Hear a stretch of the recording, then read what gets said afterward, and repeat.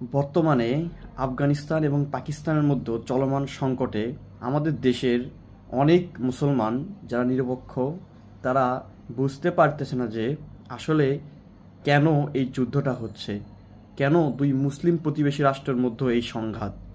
এটা জানতে হলে আপনাদেরকে তালেবানদের অর্থাৎ আফগানিস্তানের বর্তমান শাসকদের অতীত জানতে হবে। এই শাসকরা যখন আমেরিকা সহ পুরো কুফফার দুনিয়ার বিরুদ্ধে একাই লড়াই করেছে তখন পাকিস্তানের ভূমিকা ঠিক কী ছিল, যদি এই বিষয়টা কারো জানা থাকে তাহলে তার আর কোনো কনফিউশন হওয়ার কারণ নেই।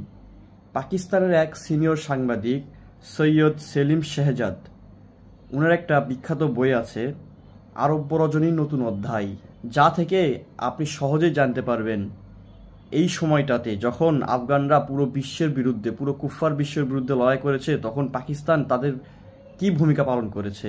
তিনি একজন সাংবাদিক, তিনি তথ্যগুলো বিভিন্নভাবে সংগ্রহ করেছেন। এটা পড়লে অবশ্যই আপনারা বুঝবেন যে পাকিস্তানের সাথে আরও বেশি খারাপ আচরণ করা উচিত ছিল আফগান তালেবানদের, কিন্তু তারা অনেক ধৈর্য ধরে রয়েছে, তারা অনেক সংযম করছে।